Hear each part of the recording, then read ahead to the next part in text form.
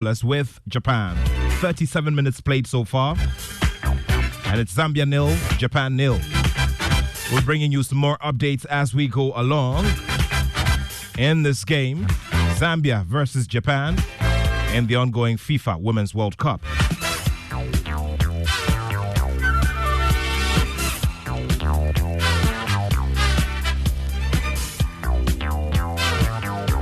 An eagle flew here to us with some information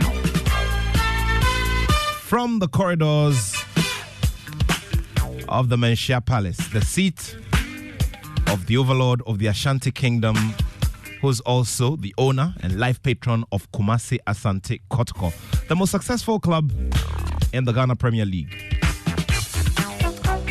Indications are that a decision has been reached regarding who will be taking over as the next head coach. So based on these reports, we'll be doing a bit of a speculative talk. But this also weaves into the subject for today. In recent days and in recent months, we've heard conversations about former players and their involvement in the game of football. Former players and how they're contributing to the game as it stands now in the year 2023. There are those who have made a sound argument that when former players are in charge as coaches, it makes the game better. When former players are running the game as administrators, it makes the game better. And they have their own reasons. They have their own, points which they hinge on. So today we're just asking a very simple question here on the Joy Sports Link. We're asking you if the game of football is better with ex-player coaches. It's as simple as that. Do you have any examples of any great players who became coaches and also delivered as well? Do you have stories of those that cannot exactly, say the same? Well, you let us know on 055 11 11 997. 055 11 11 997 here on the Joy Sports Link on Joy 99.7 FM.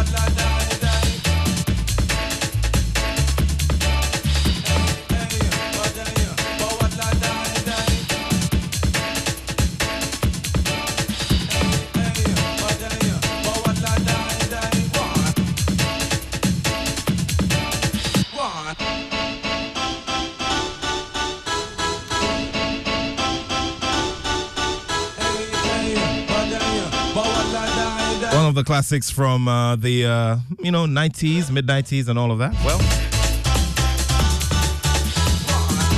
there are many from, the second cycle system who identify with this a great deal.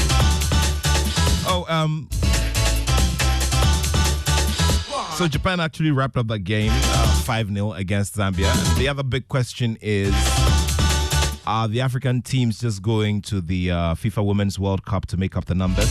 Nigeria is the most successful so far, having made it to the quarterfinals. Question is, what's going to happen this time? Will we have an African team do it? Well, Zambia don't look like they are in it because there was a 5-0 drubbing in that game. So apologies for that. 5-0 drubbing it was. So in a few minutes, we'll get down to the conversation. And of course, we'll be crossing over to Kumasi to get the updates regarding the said return of a man who won the Ghana Premier League title when he had his first stint. So once this is fully confirmed, how is it going to go? A good decision? Well, would get to see.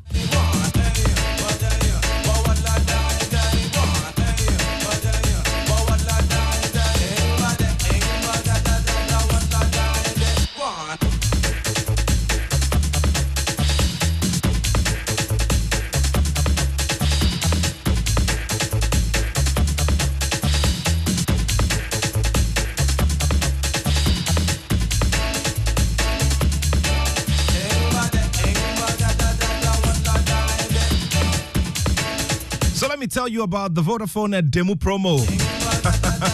It's getting very, very exciting. So you don't miss the opportunity to cash out on the Demo promo. All you need is to purchase airtime or a bundle worth 5 Ghana cedis or more, or receive a top-up of 20% cash back in your Vodafone cash wallet. Pa, ne dim.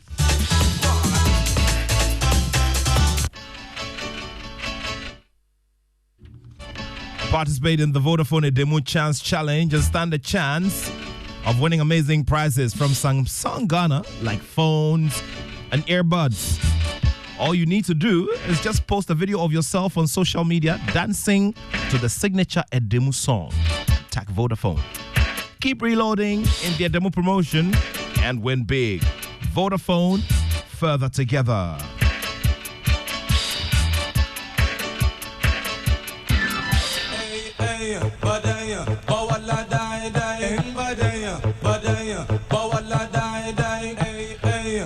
And of course, Insura Power Sports, in collaboration with Joy Sports, brings you the first mid-year thought leadership event, which happens at the Labadi Beach Hotel on July 31. Arrival time is scheduled at 5 p.m. This is the biggest football conversation ahead of the start of the Ghana Premier League season in September. And of course, this becomes the highest point or the wrap-up to a long campaign that we've been running here called Phil GPL Centers. So we'll be on the theme, beg your pardon. Phil GPL Centers, the challenge, the solution. We present our findings. And of course, this will have maximum participation from all corners and all divisions of the football family. The Ghana League Clubs Association, the leadership of the Ghana FA, supporters bodies, sponsors and potential sponsors, and the Professional Footballers Association of Ghana. It's July 31 at the Labadi Beach Hotel, and this will be live on the Joy News channel and here on Joy 99.7 FM. Phil GPL Centers. Let's get the solutions and let's get to see what the real cause is so we can find a solution. We'll be presenting our findings on the day. And of course, we're bringing industry specialists and experts to discuss this matter and look at it from a scientific point of view. Phil GPL Centers, the challenge, the solutions. We present our findings. It's happening on July 31 at the Labadi Beach Hotel. And this is an Insura Sports initiative powered by Joy Sports and supported by Joy News and Joy 99.7 FM.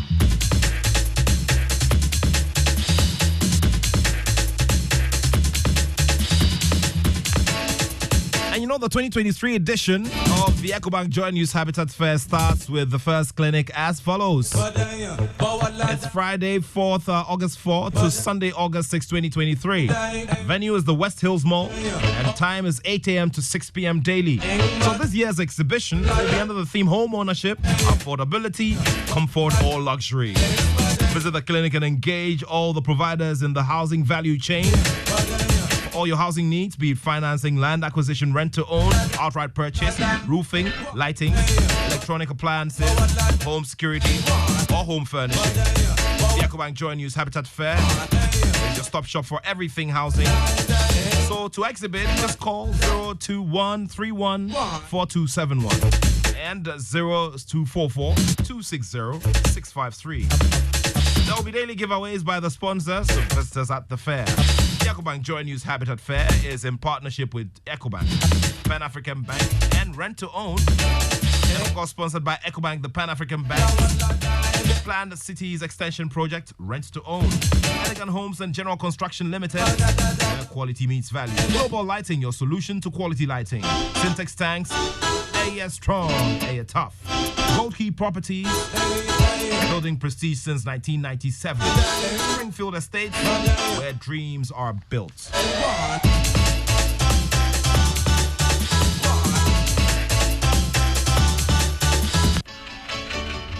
In a few moments, we'll be reaching to our contributors for this conversation this afternoon.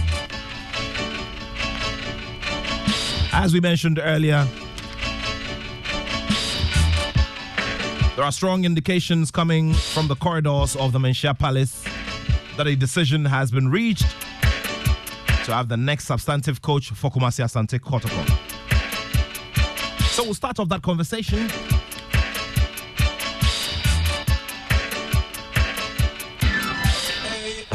And then also zoom in on whether ex-player coaches make a difference in our game as coaches. All of this and more here on the Joy Sports Link on Joy 99.7 FM. 055-1111-997 is for your messages on WhatsApp. Please do send them in. This show is yours, designed for you and about you as well.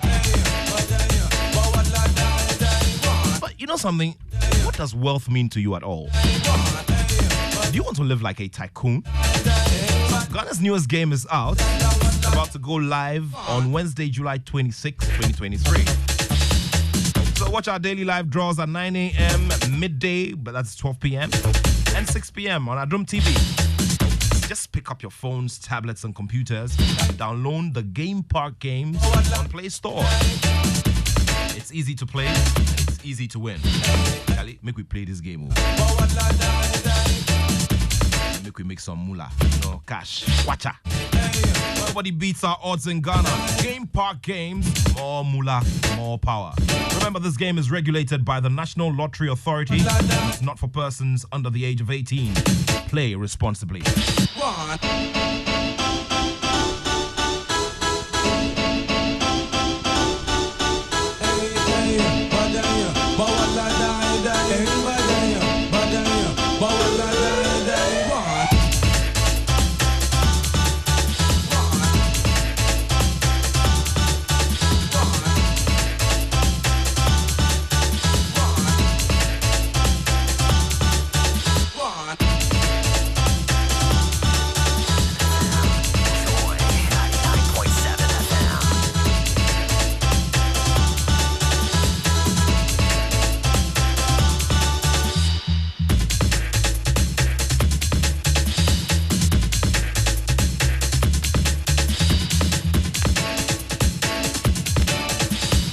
Hey, loads of people are listening to the Joy Sports Link today, and I guess this subject is going to tickle everybody. If you belong to the red side of the Ghana Premier League, I'm talking Kumasi Asante Kotoko, then of course you'd want to listen in. And of course, for those of you who have been debating about coaching and who makes the better coach, whether it's the ex-players or not, we try to determine it right here. So big greetings to you, Mami Biama and Ko. You are listening, Mami Biama and Ko. But want to send a message as well, eh?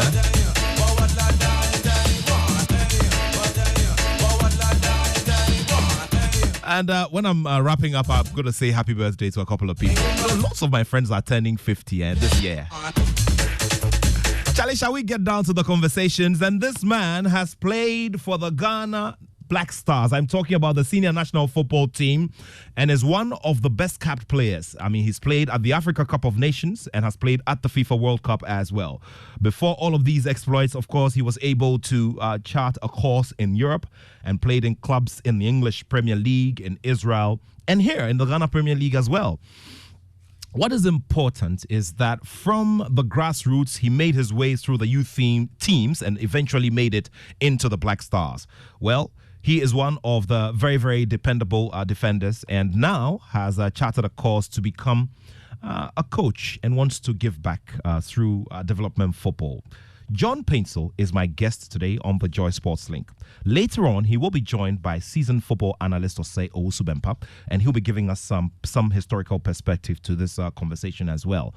And of course, later on, we'll also be hearing from the vice chairman of the Greater Accra Coaches Association under the Ghana National Soccer Coaches Association, Coach Osman Seidu. He also has thoughts on this particular subject. But of course, at a certain point, we're going to be going to the Garden City of Kumasi so that we do a bit of analysis as well as as Kumasi Asante Kotoko get some new leadership in the dugout ahead of the start of the season, and that will be in September. So JP4 is the man who joins me here for the discussion to start it all off. John Paintsel, my guest here on the Joy Sports Link. JP, thank you so much, and glad to see you are doing well. Thank you, Nathaniel. Thank you, and good afternoon to everyone. And you're looking well. Oh, like always. Thank you. I was just about to talk about that orange shirt you have on. You should get me one, eh? You know, my size? My size is it medium or large? I think I wear large. Hey, but before we go on a lighter side, I mean, how did you manage to keep that waist size? Eh? Your waist size has been consistent since ever since, and you've kept the physical figure as well ever since. Yeah, the shape is important, Nathaniel. I think it takes discipline to get to where I am. And sometimes it's difficult. I'm sometimes tempting to do what I'm not supposed to do. So I'm trying to maintain. But you eat everything. You eat everything, don't you?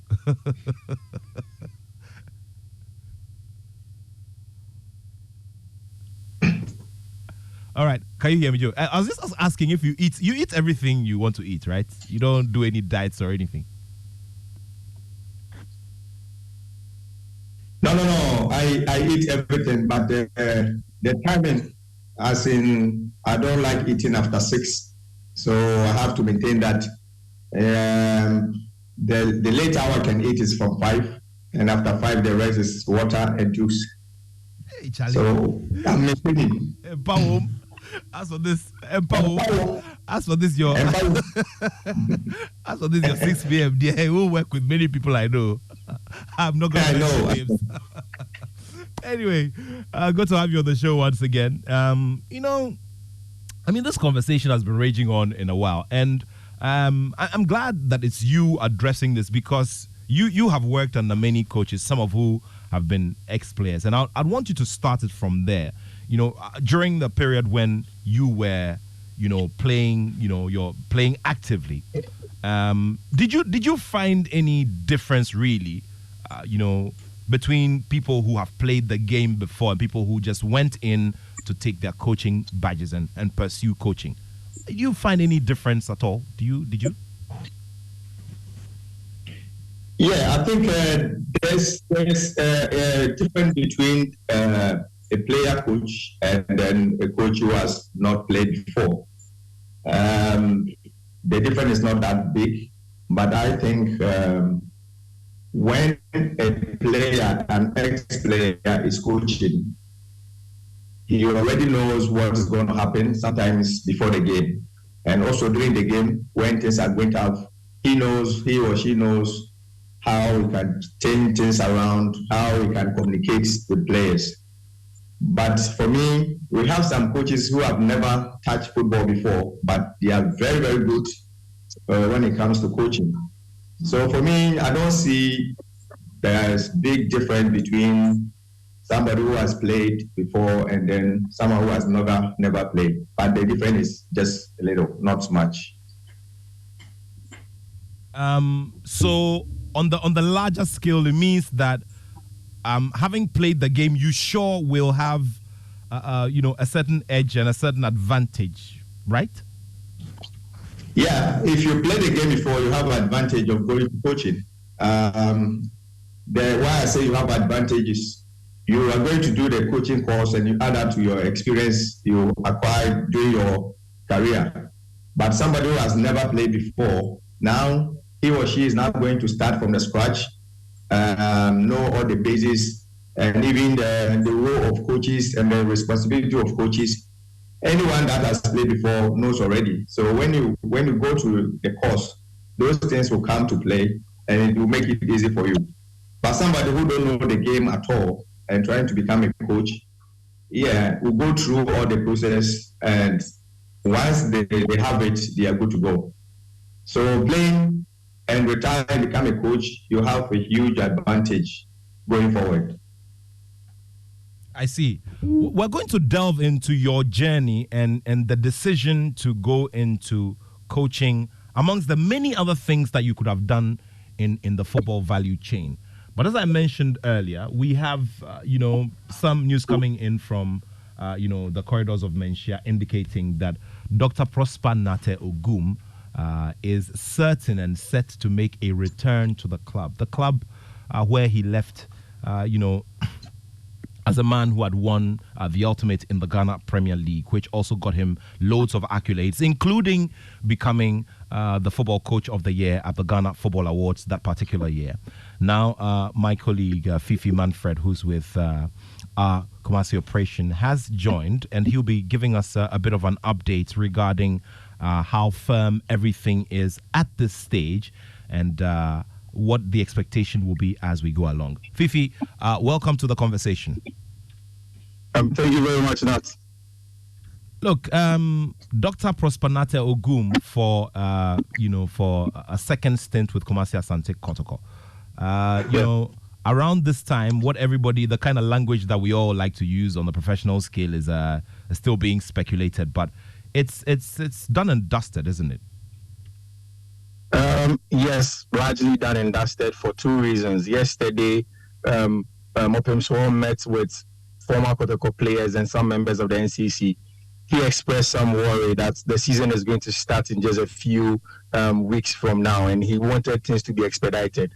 So in that meeting, he pointed out to former player of the team, Mr. James Akwesi-Appiah. He hugs Akwesi-Appiah to make sure that he finds him a coach. In fact, he was insistent.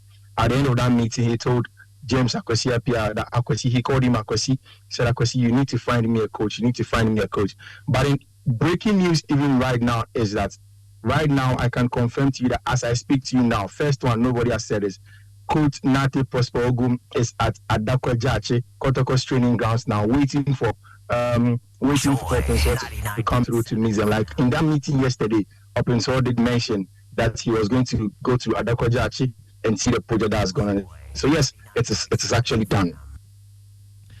Now the other bit about second stints, second love affairs, and how they go. We have the Mourinho stories. We have a few others that you can refer to. What then will be the immediate challenges that you see confronting Prosper Ogum? Because at the time when he left, some of the key issues were the board's inability to give him what he wanted when it came to quality material. What will change this time? Well, Nat, first of all, one of the first things that I'm worried for Coach Nate Prosper Ogum is that there is still the problems that had been at Kotoko whilst he was there. Those problems are still there, and the fact that there is no structure at the club now. Who appointed him? It's as it stands now, looks like it's Menchia, because of Opemswo Radio, which is the mouthpiece of Menchia that broke the news. So it sounds like it looks as if that is from Menchia. He spoke through James Akwesi-Appiah to get that done. How are they going to make sure that his work goes on without any issues going forward? There is no board, there is no management. Are the management and board are going to come through to come to the helm at Kotoko, going to be able to work directly with Coach Nate Prosper Ogum? In the professional circles, you don't really expect that there should be some issues with something like this, but then these are things that when it comes to relationship, especially in football, you would expect that he knew this before. I hope that he knows. He has an idea who's going to be the board chair, who are those going to be on the board, who are those going to be the management of the club. But essentially, Kotoko's problems go beyond just a coach. Kotoko's problem goes beyond just a board. Kotoko's problem is that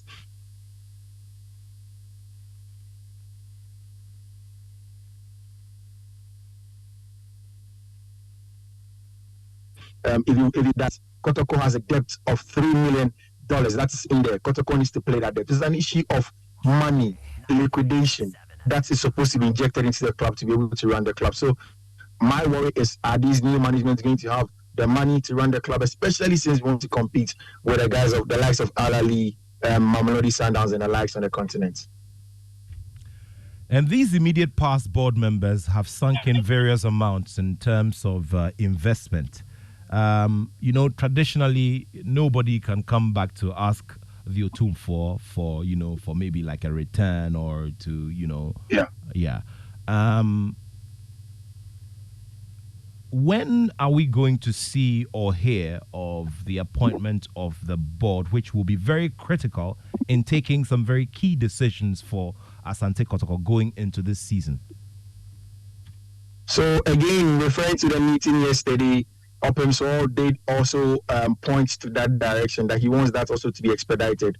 He feels that there was the need to get a coach to start a technical work even before the board comes in his wisdom. And he also pointed out to the fact that he thinks that the need for a board and then, of course, management should be done by at least the middle of August, because he knows that the league is going to resume in September. So by the end of this month, by the time we enter August, we are expecting Opemso is going to name and possibly an executive board chairman, because yesterday he asked the Akupa guys, the former Asante Kotoko players, to tell him how they think the club should be run. They said that during their reign, when they were Kotoko players, Kotoko was given to one man who then appointed his people to work with them.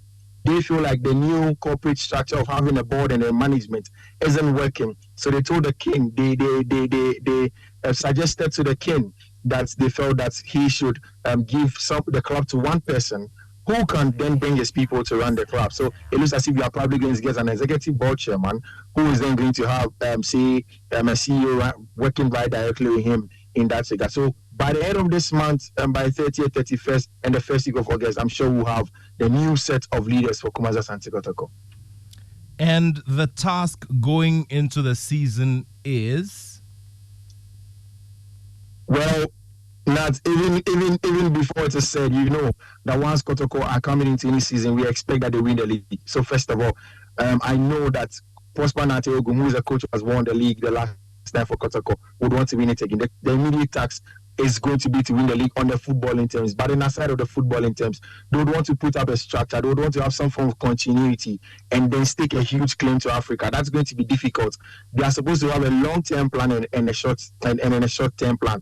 But on the side of that, as we listened to Opemso yesterday, he expects that, like Nane Amponsa did in his administration, the club should be run based on internally generated funds. So yesterday, again, he pointed out to the NTC that there are some monies that are yet to be received from Kotoko, downloads money from FIFA, some sponsorship packages, monies that haven't really come in. He expects that once the board comes in, their first job is to go back, renegotiate with these people, find a way to get these monies for Kotoko, because he, in his wisdom, he feels that, and I think I agree, that about 6 million in excesses, those monies, once the club can get that, it's going to be enough money to run the club, especially from the onset of the new reign. So he wants them to go and get those monies. But then, of course, we know that once the foot of play comes on, Kotoko will expect to be winning the Ghana Premier League at the very least.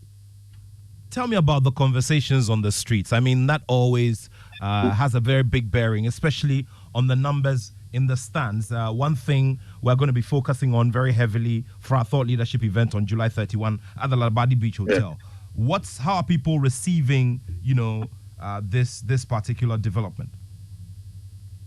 Well, so it's a mixed feeling.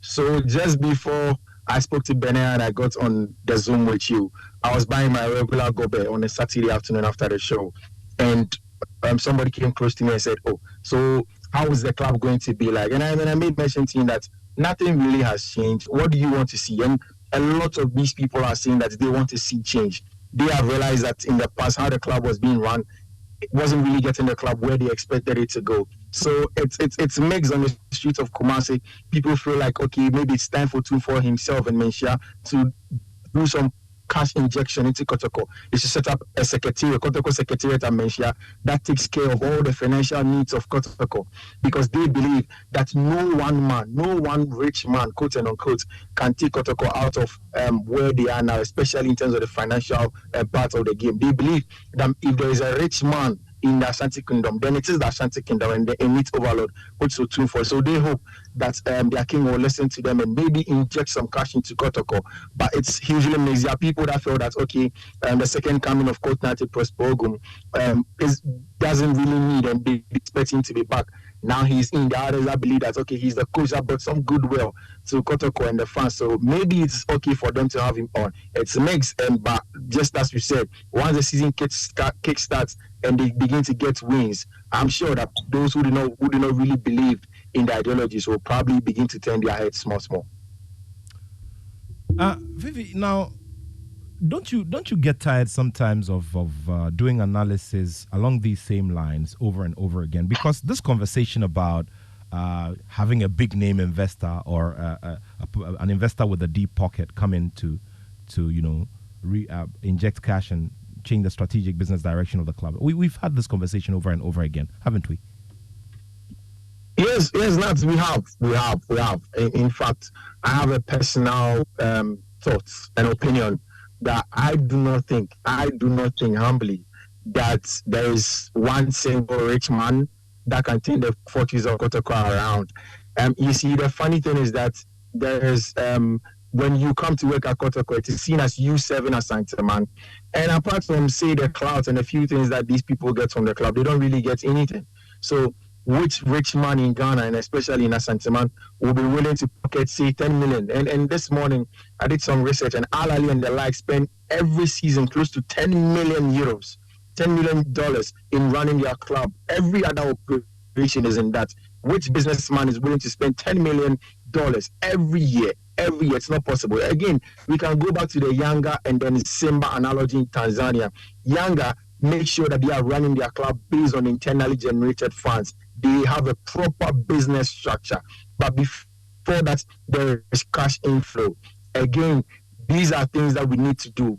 Just one rich man isn't enough, to be very honest with you. And it looks as if that is why, for me, yesterday, I think that whilst the old players were invited, and then whilst the NCC people were invited, some of us this morning, some other media stakeholders are beginning to say that, maybe we should start pleading to Otunfo. So also hear from some of us who say, Nana, yes, sir, but this thing maybe should be looked at from the other point of view too. And we think that you are the one that can really do this job. If we always put our hopes in the rich men, quote and unquote, there's going to be that division at any point in time, because their people are going to feel entitled to something. The other part will feel they are not doing enough, and it brings all of these cracks. So I think that it goes way beyond that. I don't think that it's enough for just one rich man to run Kotoko. I don't think that is sustainable. In fact, that's the word. I don't think it's sustainable. What will constitute a satisfactory performance for you for Prosper Ogum for this, considering that you have the privilege of information on some of the realistic, the realistic, issues, Kotoko as it stands now in the year 2023 in the month of July? Well, so Prosper Ogum was loved by the Kotoko fans when he came through, and it was because of one thing. It wasn't because he's a doctor. It wasn't because he's a PhD holder. It wasn't because he looks like a nice guy. It wasn't because he said nice things about people. It was because he got a job down on the field of play. And if I have the privilege to speak to Prosper Ogum, I'll say, boss, you know what? Really, you got the goodwill of the people because you were winning games and you won Kotoko the league. If you need to go back again and pass through magazine, and the people will shout your name and say thank you for the good job that you've done, it is because you are going to be winning games and you need to win games. In the last few games of Kotoko last season, the results were not coming. That's the reason why Zerbo did leave. When Abdullah Ghazali did take over, also the results still were not coming. Kotoko wants the results. There are people that believe that for people to begin to have love for the club again, they need to start winning games. And I think I agree with that to an extent, that not a Prosper Ogum, for me, I'll be hugely critical of him, and I think that he needs to win from the get-go. He needs to find a way to form a team. He needs a way to let the boys that are there understand that if they had issues before, it's time for them to fight for it for a different cause. And this cause is to get Kotoko reinstated as the league leaders of the country. The bigger challenge, however, is the fact that what really is going to be the structure in which he's going to work with.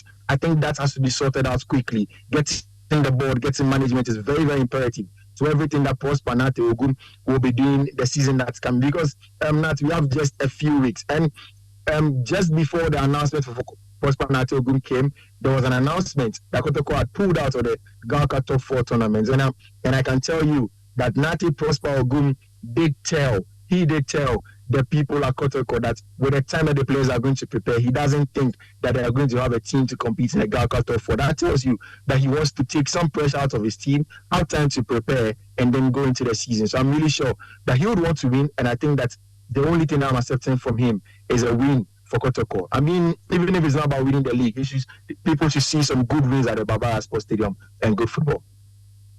Well, let's take the thoughts of John Paintsel on this one. I mean, he saw Prosper Ogum's exploits. I mean, when he was at Wafa, what he was able to do with Wafa, and what he was able to do with Asante Kotoko at the point when he took over and how he transformed the side. John, this man is returning to the same place a second time. Do you have confidence for any reason whatsoever that he probably could turn the situation around again?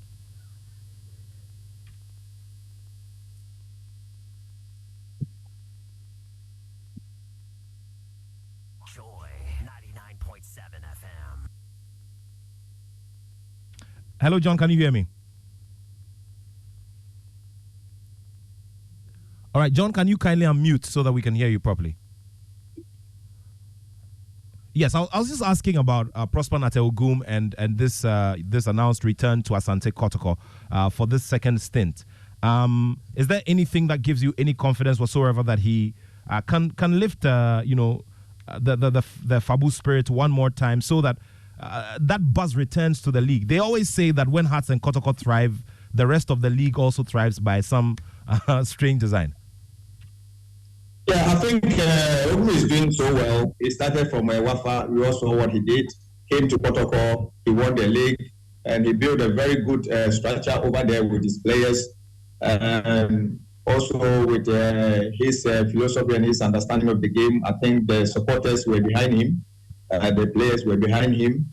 That's why I always say never close doors. Because he left the door open for him that he can come in anytime. So now the time has come for him to come again. He has a history with the club, very good one. But repeating history sometimes is difficult. But I think he's the coach with his words, which he believes in his ability. And we all know that when it comes to coaching, he's doing very, very well. And I have full confidence that, no coach will go for a job that is not ready for. I believe Coach Ogum is ready to go for the tasks that are ahead because he knew Kotoko is Kotoko. Kotoko is a demanding club, so when you're going, you prepare, which he has that zeal to go and pick up that work. So as a coach, I wish him all the best, and then I believe he can do it well. But like I said, he's example to a lot of coaches, a lot of people that you always leave the door open. So when you go, the door will open for you to come back again. Now, the bit as well about what creates a solid environment for a coach to work.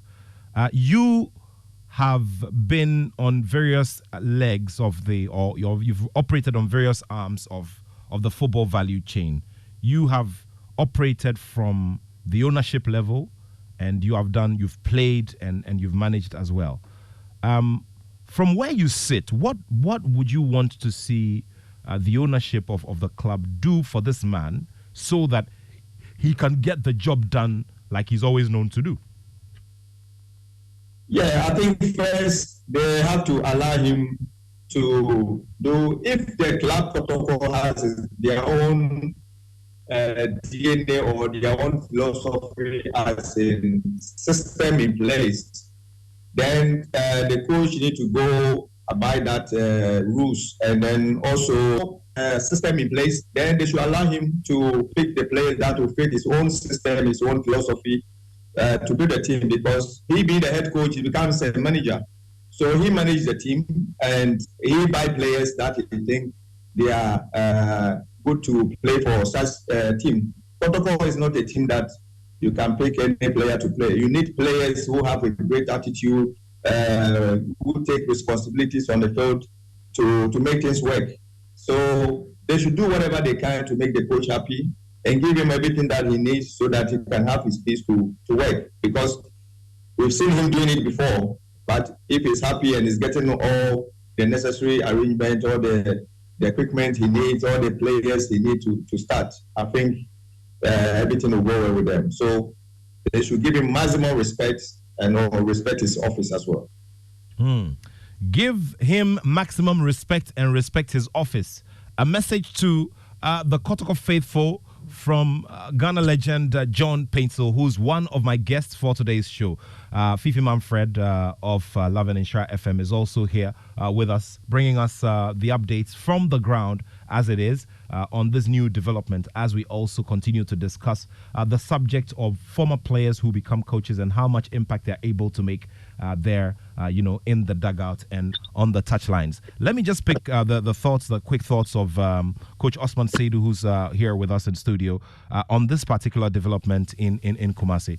Coach, thank you very much for your time. I think that analysis on Coach Prosper Ogum is not new to you. I mean, I'm sure we've had conversations here on this show and on this platform about his exploits and what he's been able to do, especially when he got the opportunity to take up the mantle at Kumasi Asante Kotoko. He's making a return, and it's coming at a very challenging time. How does he pull through? Thank you very much, Nathaniel. Thank you for having me on this important show.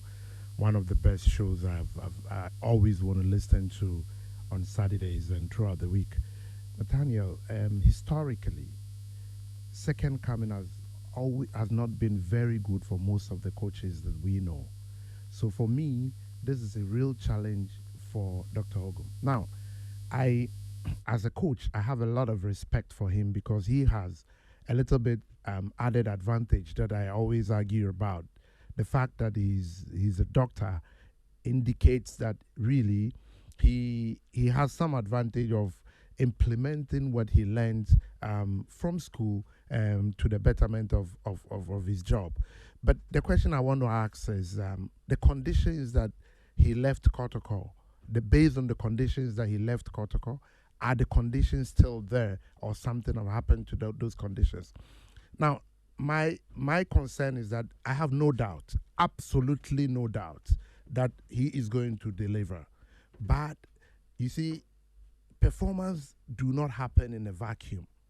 You need certain policies, you need certain structure, you need certain dedication to be able to perform. Now, having said all this, I repeat again, what were the reasons why he left Kotoko?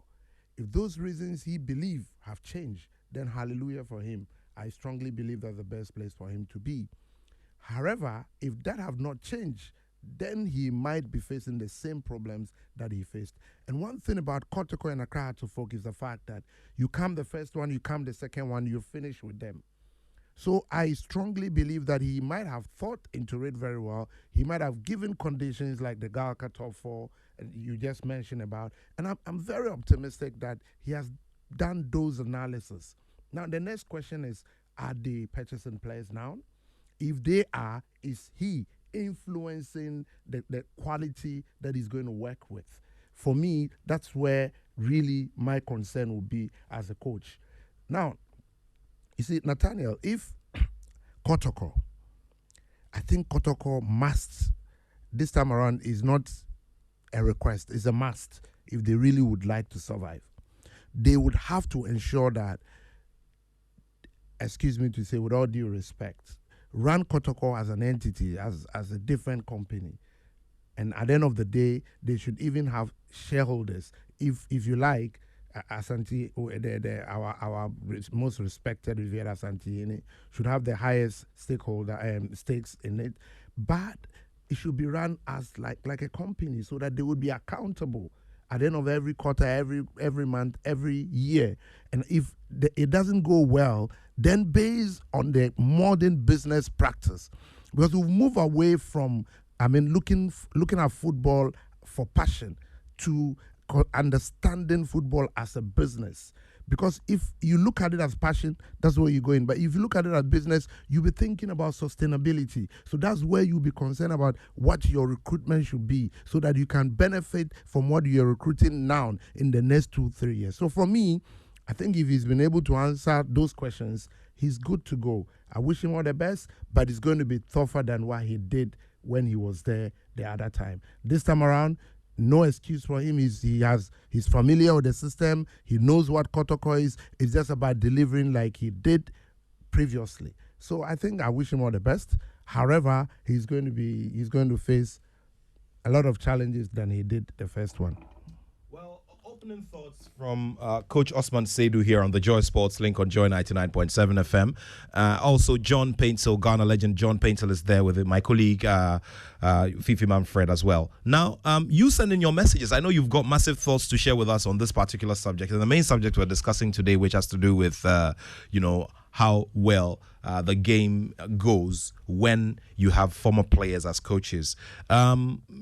What would be a success story, or what would be failure? So, for instance, the man set a standard, winning the league, which is the ultimate. So, if he comes in and finishes the season in 5th place or even in 4th place, it will be a failure? Look, it could even be a failure if he wins the league. Because winning the league, Kotoko are not so enthused about winning the league. They've done it severally. They just would like to win again. So their expectation would be more than winning just a league.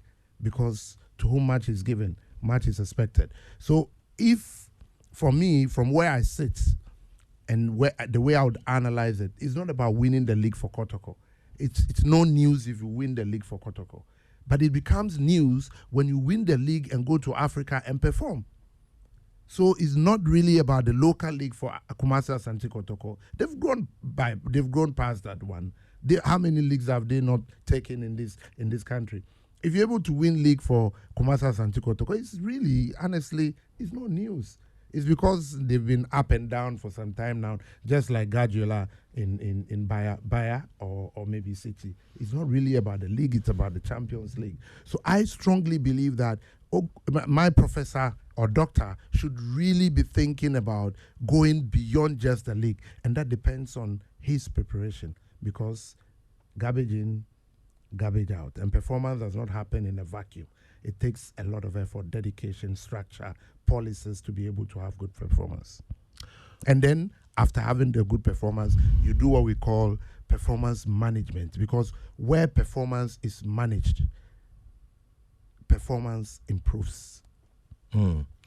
Well, there's a message from Ani Osabute. Let me read this one. Good afternoon. Sad Kotoko and Hasa are supposed to be the traditional teams shining the lights of our local football to the rest of the world. Kotoko used to go shoulder to shoulder with the Alis and the Zamaleks and the Aseks, etc. But they have been left behind in terms of money, proper structures and systems. It's sad. Meanwhile, at the Methodist Park in Pram Pram, the futsal league is ongoing, and Don Ziggy will lock horns with peace lovers. Okay, thank you very much, Anu Sabute, who is now a promoter of the futsal game. One of these days, we're going to bring our cameras there to capture, So he talks about how, the superpowers have left, the current superpowers have left Kotoko behind, like many years behind. Yeah, absolutely. Not. I've done this analysis on a number of occasions in this very studio. And you don't really see much change, do you? It doesn't look like changing, because they are not changing their approach. They are not changing their understanding of the modern football. So I'm not expecting anything super from Asante Kotoko and Accra Folk even this season. So example, as I speak to you now, the other lesser teams, so-called lesser teams, have their players intact. They've started their preseason. We are not struggling with the coach at Kotoko. Accra Folk is purchasing players without they don't even have a coach. So what are you saying? Are you saying that the coach should come and work with what you've purchased already if that's not what he likes. So clearly, we envisage a challenge even in the next season for them because their preparation hasn't been so excellent. Kotoko might be a bit better because they've gotten a coach and the coach has even given conditions.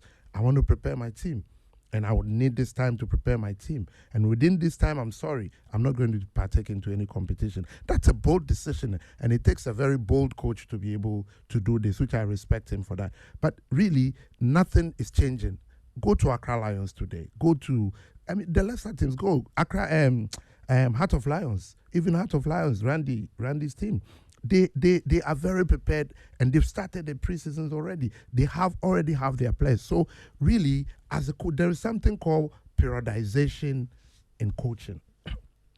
Where periodization is, in simple words, it's like stages of the process that you'd go to play your league or your preparation stages. So we have preseason, we have in-season, we have off-season, and all required certain number of weeks and certain number of dedication and structure. Now, if you do, that's where you see teams.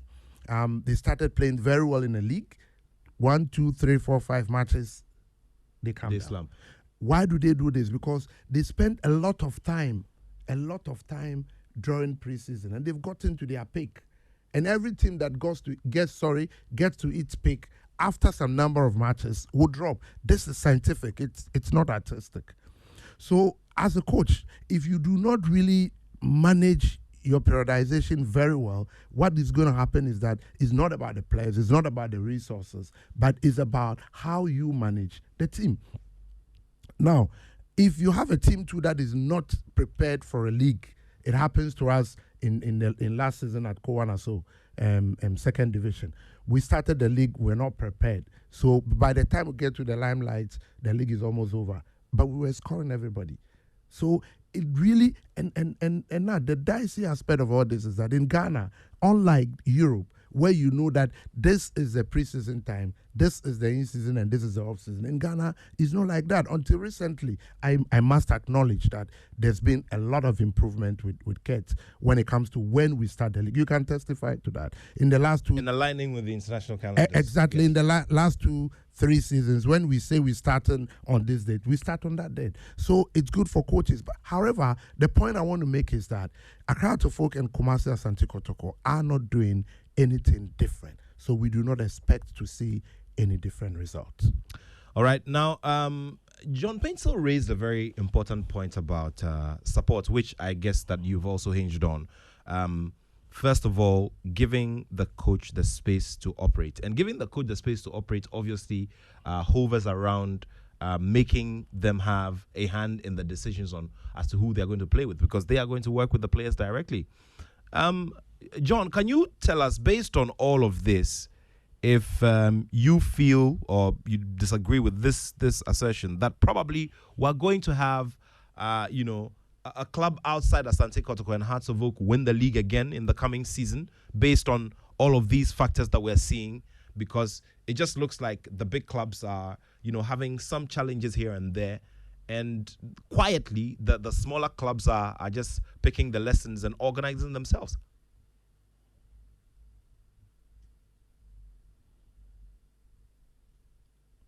John, can you kindly unmute?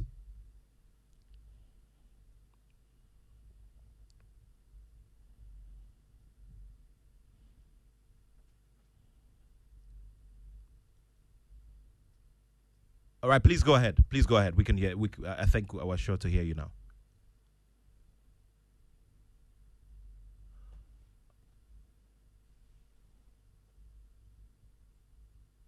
Okay, can you unmute once again, please? Still here on Joy 99.7 FM as we discuss major developments in our football. The latest coming in earlier, a few hours earlier, was that Kumasi Asante Kotoko have settled on Prosper Ogum to take over as head coach again. So that has taken a better part of the day as we look at the effects that ex-player coaches have on clubs and teams generally.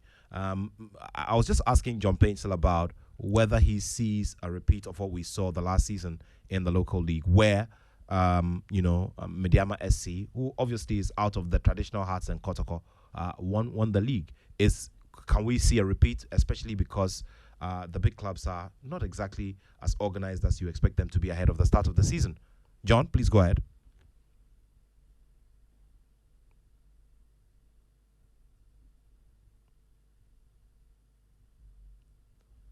All right, we're having a bit of a challenge with your audio, John, so we're going to rectify that and get back on that. But what does this also do? I mean, when you have the clubs who do not necessarily have the numbers, and you have these smaller clubs dominate. You have like a Mediama dominate. So a Mediama is coming to Accra to play Great Olympics. They are the champions. However, you do not get the fans in the stands because they don't have a big supporter base. Well, let's get back to John. Looks like he's been able to sort it out. So, John, please go ahead. Yeah, so I was saying Kotoko and then Folk are the giant in our Premier League. They come with weight, especially when it comes to supporters going to the field. And they have given so much joy to the country when it comes to football. And now football is dynamic. Now football have changed, and I believe that they have learned from what happened last season to both clubs. And top notch.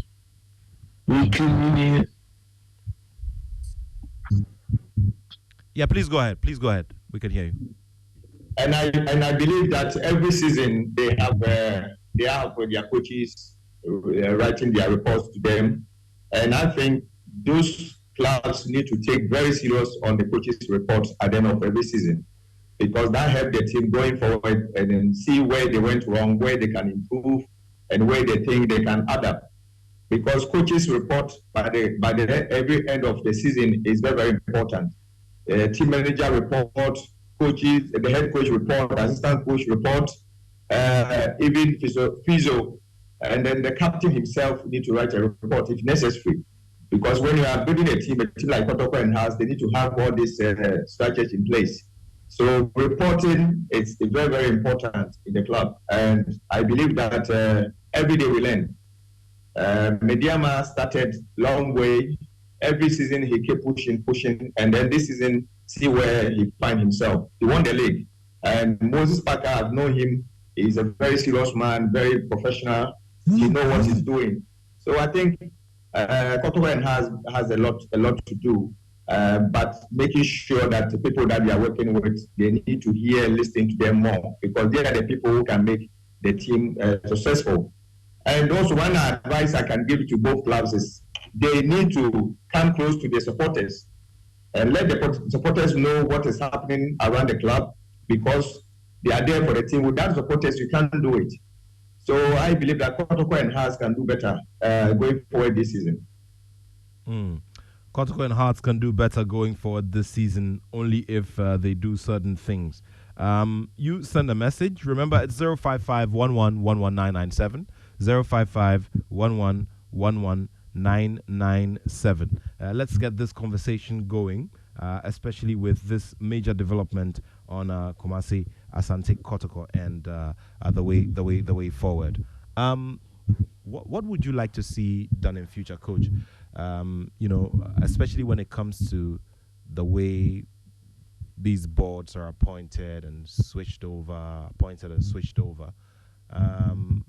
Looks like the rate of the turnover rate is very high. Yeah, really. I strongly believe that this is a very important topic that demands like a full show to really digest into it. But before I continue, let me say hi to my colleague. It's my senior actually, John, for having to be on the same show with him. Now, the major challenge is the fact that we are mixing family, friendship with business. Okay. Or familiarity with business. Now, in a typical business setting, there is something we call KPIs. Key performance indicators. There is something we also call IOP, individual operational plan. I mean, there are a number of them. And there is something we also call job description. Now, I can tell you for a fact, the most of these big clubs that we see do appointments without proper terms of reference, without proper individual operational plan, without review strategy, without monitoring and evaluation strategy. So because I'm a rich man, I'm given that CEO position. That's it. Nobody checks on me. Nobody tell me what I'm supposed to do. What we really like is at the end of the year, we want to be champions of the league. That's it. Nothing else. So now the CEO then picks the job, and the job becomes his. He decides, the job is in his pockets. He decides when, what should happen. When in actual fact, if they are really using the structure, at the end of every quarter, every month, every half a year, every year, the CEO must have somebody he or she is reporting to. And then we should also measure the performance of the CEO. And where there is something called performance improvement plan, where the CEO is not performing, you put him on performance improvement plan. If he's not able to do it, you give him some months. You kick his ass out, because we're doing serious business. This is not friendship. It's not family, and it's not familiarity. It's business. So until we are able to do that, and I tell you that teams that have been successful, again, I repeat again, Accra Lions, teams that have been successful in the past 2-3 seasons, and you can give an example of such team as a team, one of them is Accra Lions. And if you go to Accra Lions, they have structures. Your performance is being managed on daily basis, on weekly basis, on monthly basis. They are not only managing the performance of the players, but they are also managing the performance of their coaches. And they have a culture. The coach must ensure that he fits into that culture, or I'm sorry, you go. So for me, really, before CEOs before management will be able to perform very well, we need to distinguish business from friendship, from familiarity, and from family. And until we're able to do that, I'm sorry, we are not going to get any headway. And we'll be talking about the same thing years over and over, not in this same studio. I can confidently tell you that over 5 years ago, I said it in this same studio, that if Accra Hearts of Oak do not change their ways, they are not going to do anything in the next 5 years. It has come to pass. And I'm saying it again. If they do not diagnose their business and do a proper situational analysis and come out with proper strategies, they're going to struggle again for the next 3 years. One, they won't take the league. Two, they would always be talking about some other things that are not really important, that will not really help the club. Same to Kumasi Asante Kotoko. And same to any club that is not using the scientific approach to management. We've moved from the artistic approach to management. Let's give the job to those who deserve it. Mm. Well, and talk about that. You've hit a very important point as well. This lack of results for the clubs that are supposed to be making impact. And I'll give this to Fifi Manfred. Fifi, what do fans tell you? Okay, so we'll get him back so that he tells us what the fans tell him. I mean, when you're having regular conversations, after work about why they would not want to go and watch the games now, which is a big subject we're discussing on July 31 at our Thought Leadership event. Yeah, but really, there's work to do in both Accra and Kumasi Asante Kotoko, including working on the fans.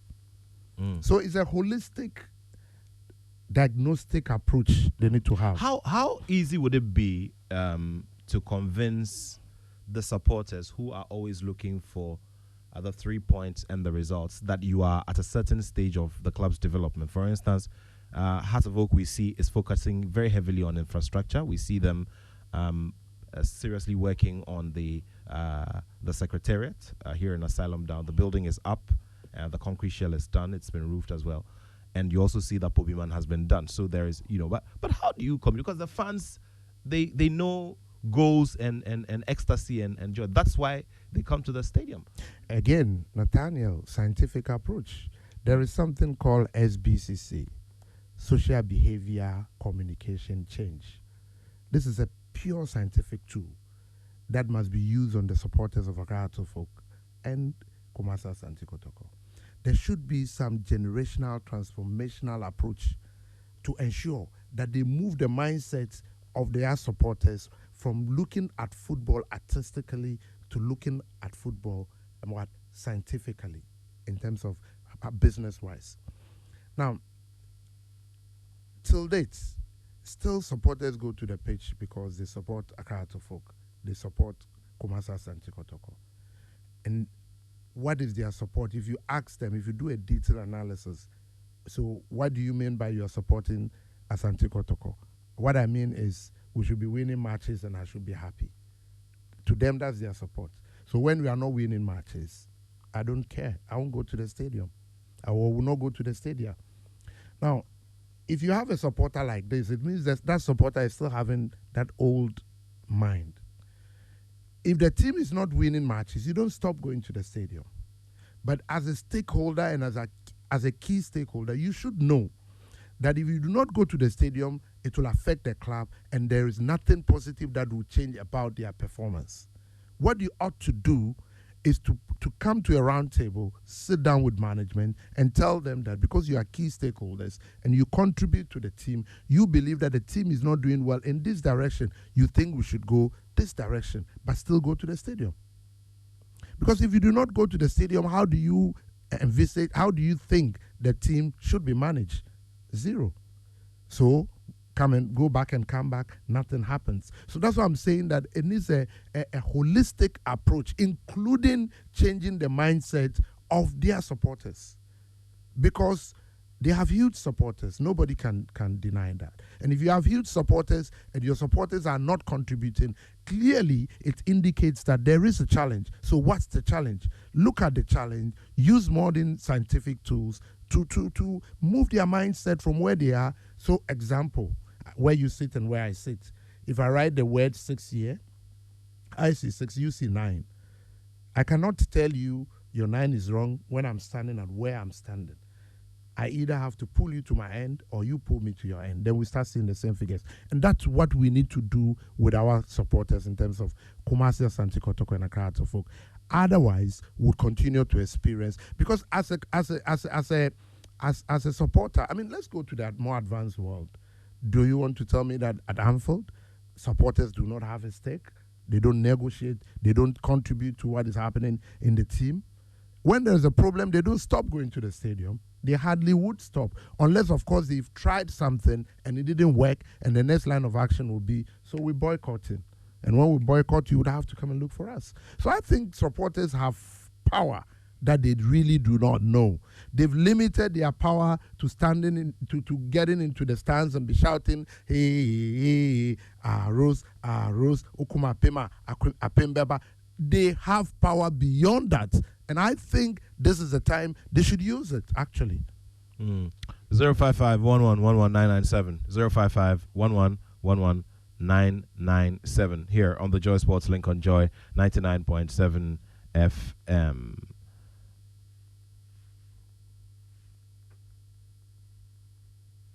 All right, so this is a message from Alex Walker. Alex Walker says, I just heard you talk about Pobiman and how it's been done. What has been done? The 2 hostels are rented apartments from private individuals. The white and yellow buildings are rented. Okay, Alex, clarification there. I talked about the fact that it's being worked on and the fact that the team trains there. Yes, that's what I was talking about. And in terms of the construction, I was also talking in reference to the headquarters or the head office building, which is in Asylum Down. I was there when the old structure was raised down, and I've seen the concrete structure up. So that's for clarification purposes. In a bit, we'll be activating the phone line so that you can join us. Today, the development in Kumasi has taken the better part of the time, but we are just delving into that area of having success on the pitch when you are an ex-player, and how much of it we've seen. In our history, interestingly, at the level of the Black Stars, for instance, we've seen quite a good bit of it. I mean, you look at the legendary C.K. Jamfi and his exploits. Absolutely, Nathaniel. I I listened to the conversation on that, but for me, it comes in stages. There's something called demonstration in coaching. You need to demonstrate to the player what you need the player to do. And then most of the time, this demonstration can be tactical or technical. So let's separate the two. When it comes to technical, then really maybe a very good old player, not just an old player, because we have some good big names in football that technically they are not good. They cannot pass the ball well, they cannot shoot the ball, they cannot head the ball, but I don't know how they manage to be superstars. So where we consider a very old player to be technically good, like he can pass the ball, he can cross the ball well, he can head the ball, so that would be a very big advantage to that old player because he knows how to do that. So when it comes to demonstration, he will be able to do it. Now, beyond this layer, Nat, the next level to think about is, do you know that we build techniques at a younger age? So does that also tell you that those old players should be with the U10, U12, U13, U15 and building their techniques because they have good techniques themselves. And when it comes to demonstration, they can demonstrate well. Now, when it comes to real football, it goes beyond techniques. Jose Mourinho would not come and coach a player how to kick a ball or how to cross a ball. Then it becomes tactical. Now, when it becomes tactical, trust me, it's not automatic that because you've been old player, you would be good with tactics. No, it is not. But it is somehow automatic that if you're an old player, definitely you might have one or two techniques that you can work with. So we need to separate these layers. Then if really we are saying that automatically a former player would be a good coach, would he be a good technical coach or tactical coach? Obviously, based on the analysis I've given, then we should be having them building the techniques of our young players. Now, beyond this, coaching is an art. It just like journalism. It's not automatic that because your father is over to you, you would also become over to you, Jolate. It's not automatic. However, if your father intentionally structure your life in such a way that because he is a journalist, he wants you to become a journalist, there is a possibility that you could become a journalist, but a lot depends on who you as an individual.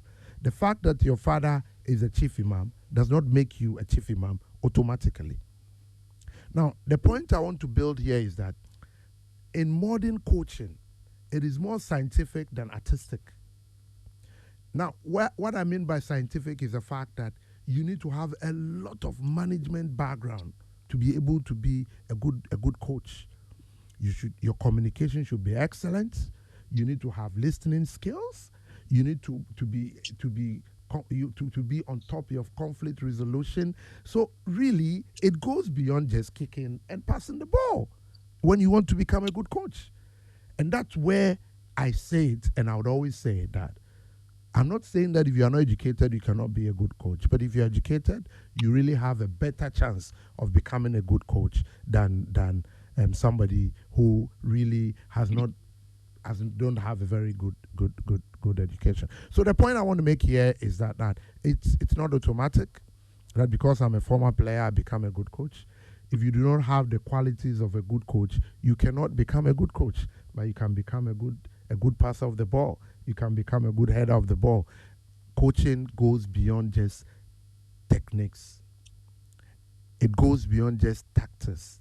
Scientific coaching is about management, it's about communication, it's about having listening skills, it's about having conflict resolution skills, it's about negotiating skills. And it goes beyond just the fact that I'm a former player. I didn't play football, so you might think that I'm being biased, but really, that's what it is now in modern soccer. That's what it is. And we've had coaches who are very good football players. I don't want to be local. But I can say Maradona because he's not here. Excellent player. Splendid. Fabulous. But he was not a good coach. Yeah, I was going to refer to that example from the FIFA World Cup. And considering that the FIFA World Cup was the stage where he made his biggest achievement, I mean, he makes a return there with his national team and, it's difficult. You see, the challenges, we have some in Ghana here. I'm not going to mention anybody's name. I think I know who you are talking about.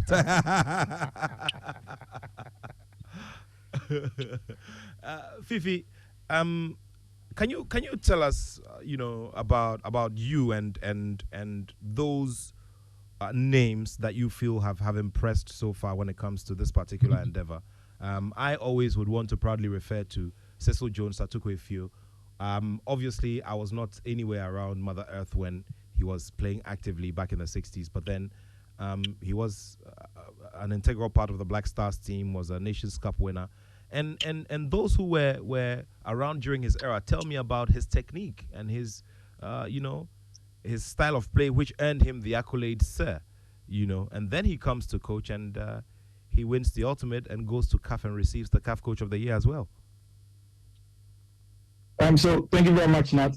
I when it comes to coaching and then ex-players, so let me start from you first of all. If you look at coaches like Pep Guardiola, who wasn't, so one of the things I've actually realized is that most of the very good coaches who were ex-footballers were not the best players. So Pep Guardiola, for one, wasn't the poster boy of his time. He was at best a more than average and above average player. And if you hear somebody like Mauricio Pochettino, he speaks to how he learns everything from Marcelo Bielsa. Yes, people like Johan Cruyff were good footballers and excellent coaches as well in their own right.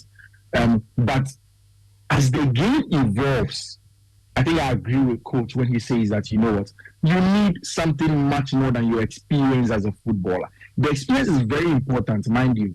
There is a reason why if Pep wants to have a very good communication, he knows what to say to a player, especially a younger player, because he knew what he wanted to hear as a young player at the time. And that's all of those things culminate into the very good prospects he has, the very good successes he has as a coach. So it's important.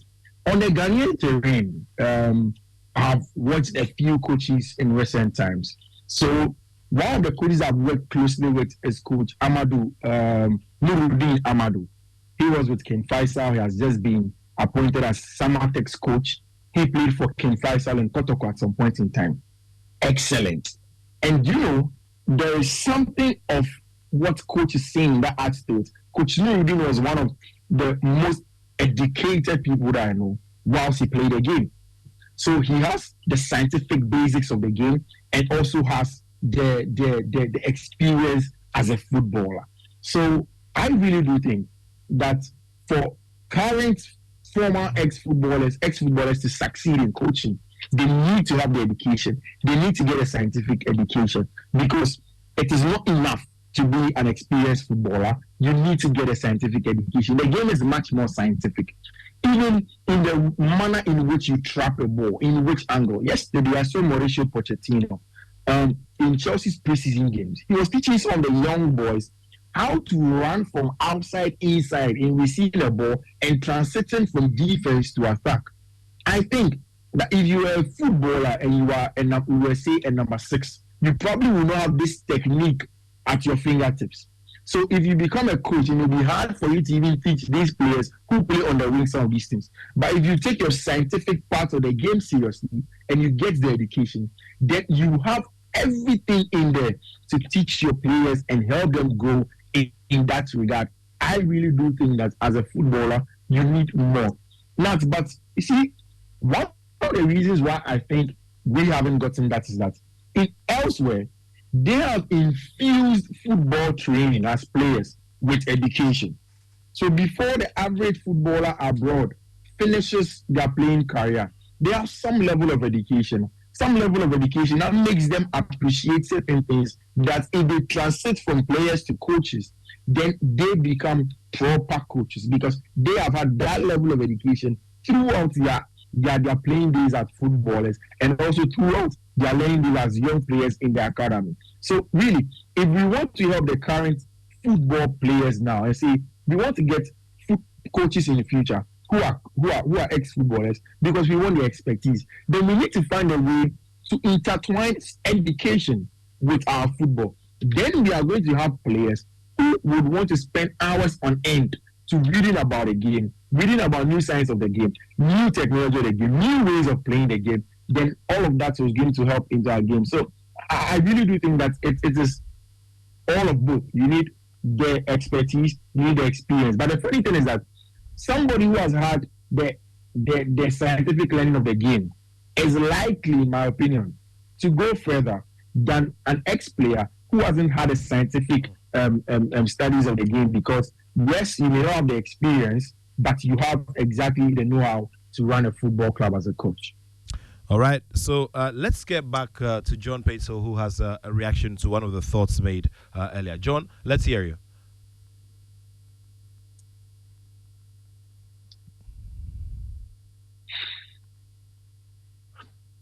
There's a question I want to all of us to understand here, that when we are talking about coaches, there's no such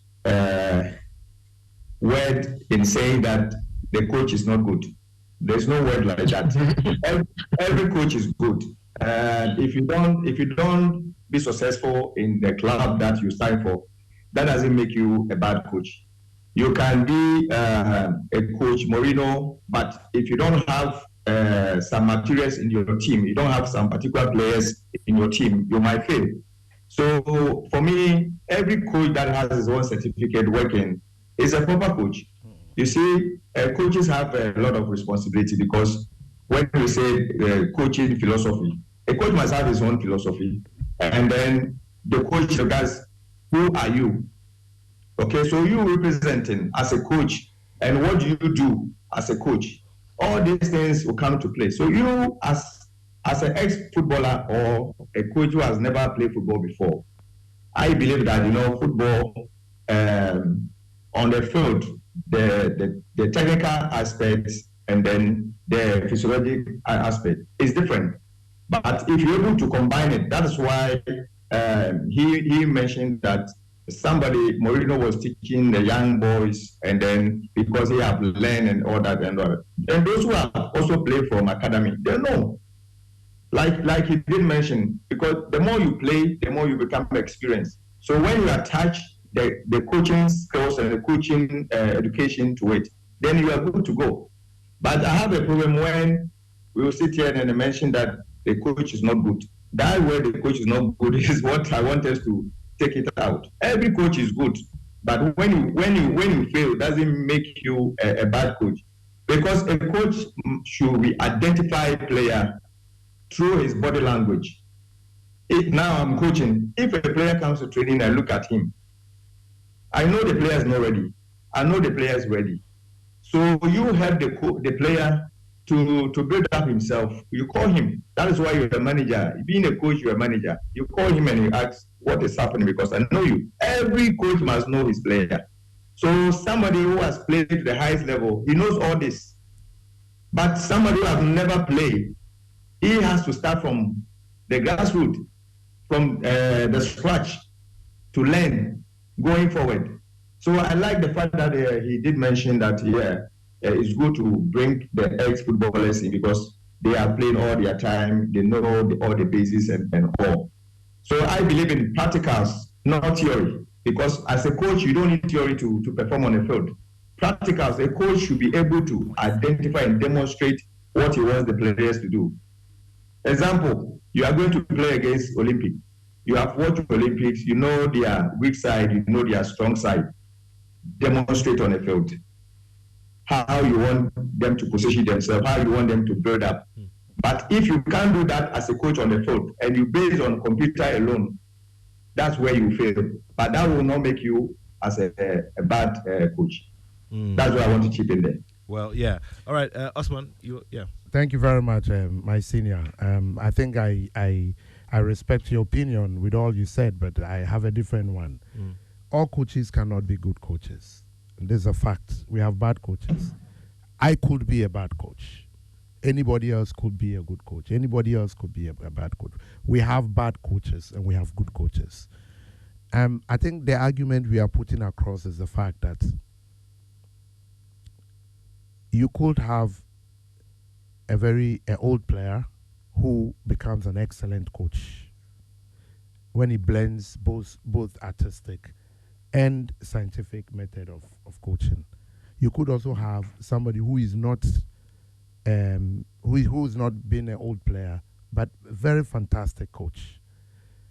You could have somebody who is old player, very bad coach. You have somebody who's not been old player, very bad coach. And that's a fact. This is non-negotiable. It's a fact.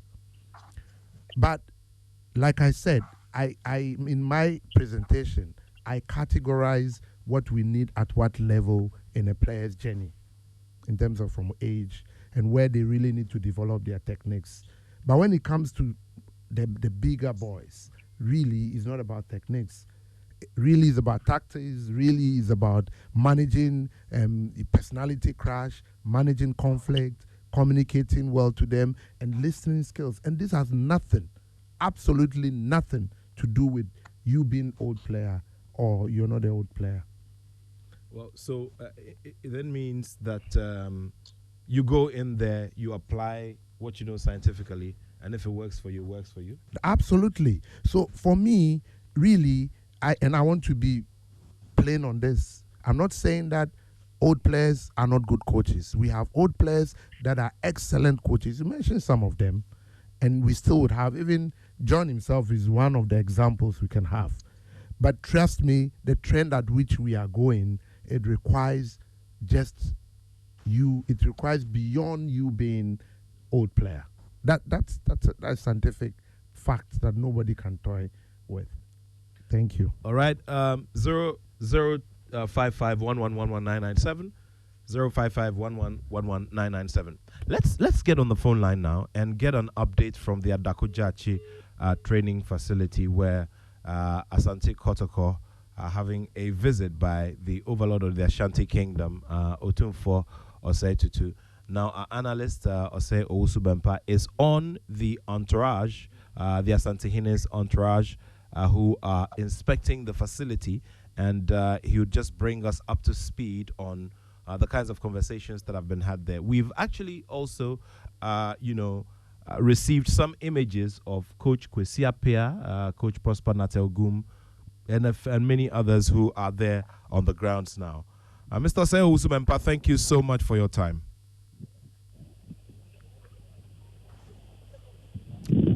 Yeah.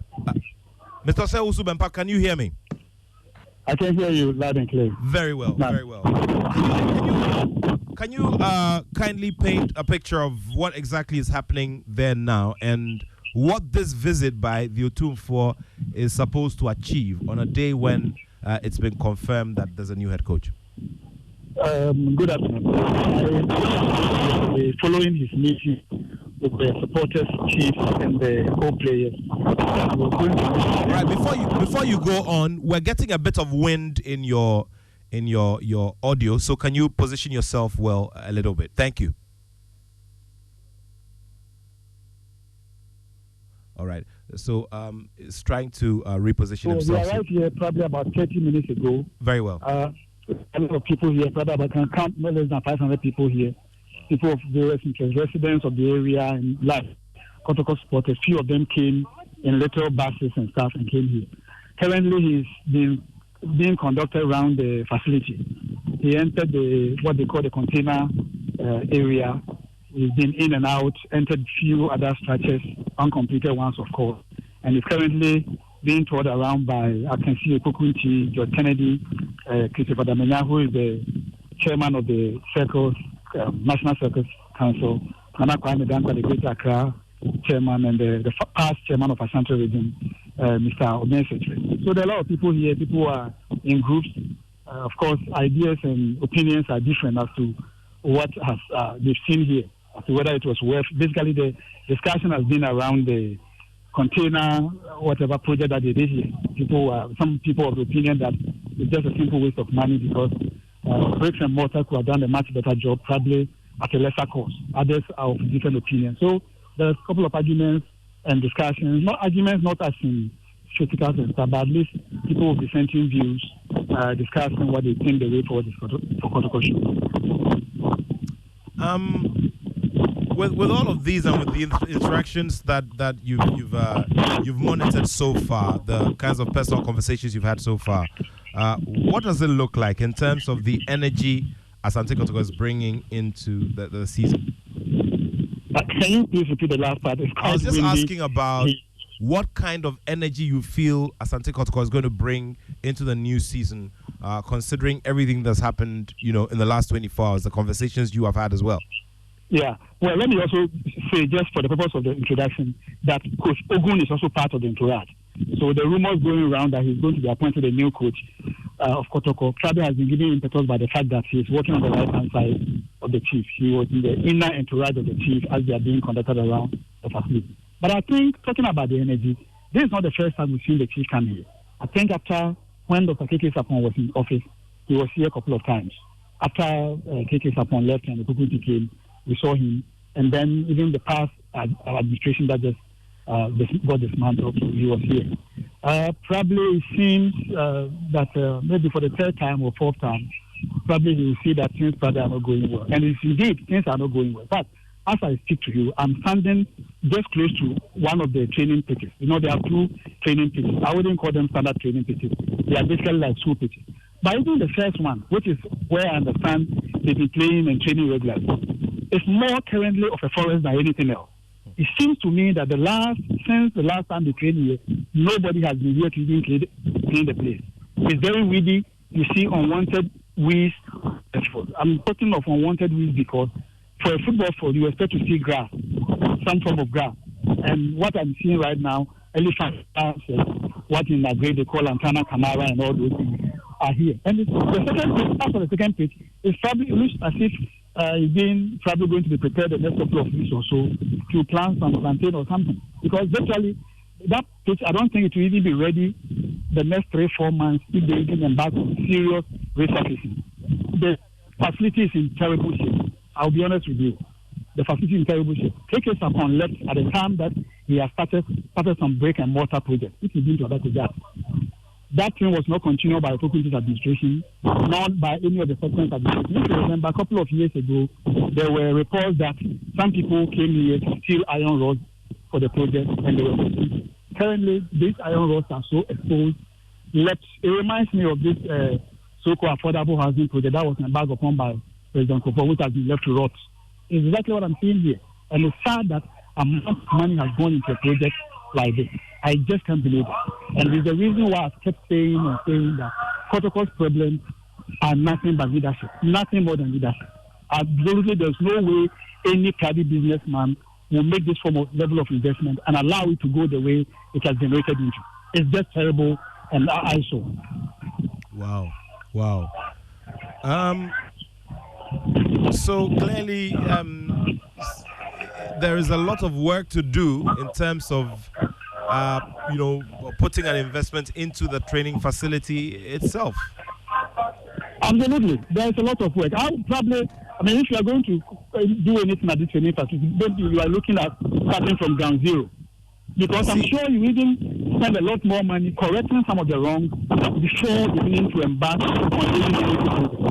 Again, even the land site. The first time I came to this place was around July 2010 when I first visited this site.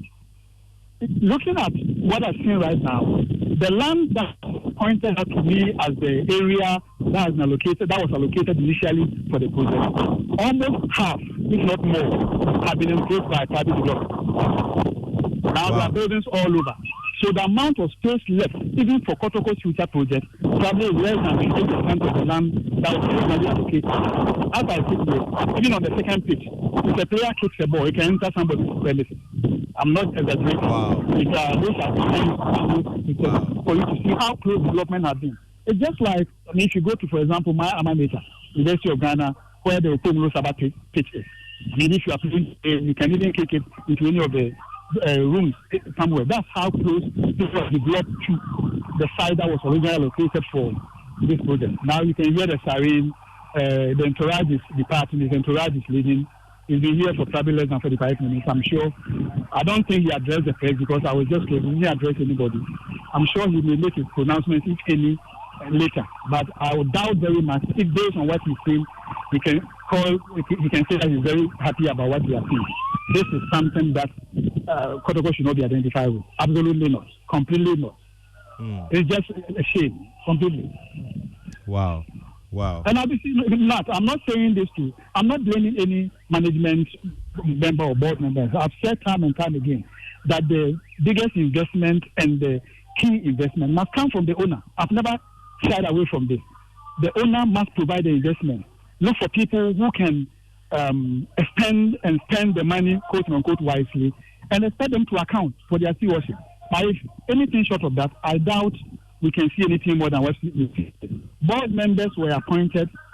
Basically, I don't think that he was expecting the board member to spend personal resources and personal work in developing an infrastructure for Kotoko. This is a multi-million-dollar infrastructure, and I don't think any individual on their own volition as a form of donation or whatever will do this for Kotoko. I'm sure if the owner begins to sink in some money, people will be encouraged to also make some personal group or institutional donations. But I doubt if the seed money has actually come from anybody apart from the owner. By whatever means that money will come from, whether he will be able to get some partners, organization to partner with him to get this much-needed investment for the club. Well, very disappointing indeed. But thank you so much, Mr. Osei Owusu-Bempah. We're grateful to you for the updates that you brought us. Our senior analyst, Mr. Osei Owusu-Bempah, he was with the Otumfor in a surprise visit to the training facility area, and apparently it's in a big state of disrepair. Surprised? Not surprised? Not surprised. Yeah. Before we go on, let's just quickly take final thoughts from John Paintsel, who would have to jump on a flight very shortly. John, we're grateful for your time. Very interesting developments on the show today. But okay, so we lost him there. So thank you. So we would like to say a very big thank you to John Paintsel for making the time. But you were making a point about this development. Not a very interesting. I mean, it's not something that surprised me at all. Like I said, because of the way things have been managed, and it goes beyond just looking at it as infrastructure. It's going to have a psychological impact on their preparation towards the league, and that's where some of the problems might start. Because if you're walking into a league with the fact that we don't have good training equipment, we don't have good training facilities, the old management did not do well, they would also come out and try to defend themselves through their contacts who are in the media or what have you. So you don't have a peaceful house to even enter into the league with. And it will have a psychological effect on the players, on the technical team, on even the new management board that would come. And that has always been the challenge. So for me, this is not a very good development, and maybe the timing too is not very good. We could have done this immediately after the league. We solve whatever problem it is. We talk about it on the airwaves. 1-2 weeks is over, then we move straight into solving the issues. But having a new coach and starting this with the new coach is not very healthy. Well, let's take final thoughts from Fifi Manfred also. Just had to go and take care of other assignments. But let's see if we can squeeze in a few phone calls. 0302216541, 0302216541, and 05511119997. 0302216541, and also 05511119997. It's just sad that in the year 2023, I've done just around 2 decades in this journalism profession.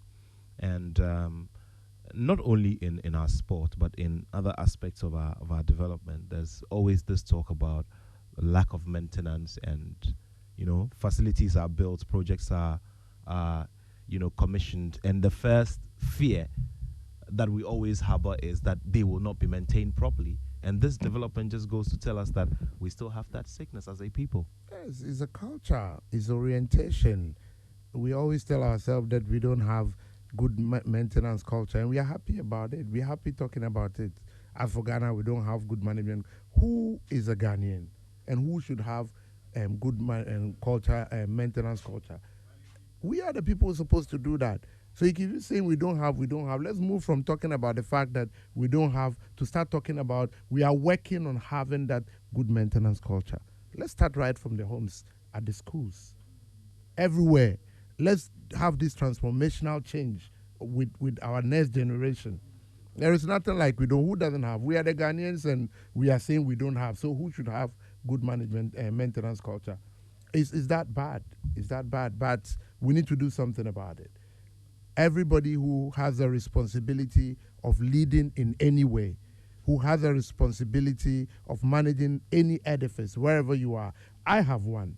I am supporting the National Mosque edifice, for instance. And I'm going to ensure that good maintenance culture we instill good management culture there. Wherever you are, start doing something. Let the teachers start teaching the kids on good management culture. Let's have some transformational change everywhere we are. But it's not enough to just sit on radio and say we don't have good maintenance culture. No, that's not enough. I'm sorry. Well, let's take this phone call. Hello, good afternoon. Good afternoon, Nat. Thank you for joining us. Afternoon. Thank you. Babs from Abelimpi. Please go ahead. Yeah, Nat, I think club cannot do without supporters. And if club is not doing well, how can a supporter pay a gate fee and go and watch? So club is all about supporters. That's where they get their money. Imagine 2000 Champions League final. That's when Accra House of Folk found out that they have maximum supporters. Not with Asante Kotoko, I think they have a sole owner, which is Otunfo. With my suggestion, this is what I think Otunfo can have: an entrepreneur, a businessman who would take on the club for like 10 years. Give him what they need for the club. This is our target. This is our target. But it has to come with measures. Maybe like 5 years. If you don't achieve this target, then we renew your contract. I think that will work for Asante Kotoko because they have the sole owner. But with Accra Folk, it's like a limited liability company. But for Asante Kotoko, they have a sole owner of the club, which is Otunfo. So I think if they have maybe a plan for 10 years, businessman, take over the club. This is our target. 5 years, if you are not able to do it, we renew your contract, we take you off, we bring another person. That will work. Good afternoon. Good afternoon. Thank you very much. Unfortunately, we're not able to squeeze in any more phone calls. Just getting towards the top of the hour, where we'll bring you the Joy Headline News at 2. Coach, thank you so much. It's been wonderful having you here on the show. Yeah, would also like to say a very big thank you to John Paintel and also Fifi Manfred for joining us. Remember, the major thought leadership event is coming up on the 31st of July at the Labadi Beach Hotel. More details to come and more angles and confirmation of participation of major groups within the football ecosystem during the week. But thank you all so much for listening to the show. Grateful to the whole production team and the Joy Sports team as well. And during the week, the administrative manager of the Ghana League Clubs Association, Mr. Odronyako, turned 64, 67, or 74, one of them. Yeah, strong man, still going very, very strong. And would like to say a happy birthday to him, still going very, very strong. And also to our very good friend, my sister, Wilma Bruce, turning 50 during the week as well. Wilma Bruce, happy 50th birthday to you. So thank you for listening. I'll be back next week, God willing, with another show. Stay well and keep it here on our networks. My name is Nathaniel Atto, and I have love for sport. Joy 99.7 FM. 1xBet jackpot is here with weekly massive prizes up for grabs. All you have to do is place your bets on any sports game and stand a chance to win. Simply register at 1xbet.com.gh. Use promo code JackpotGhana and place your bets. 1xBet is your key to great victories. Feel like a winner.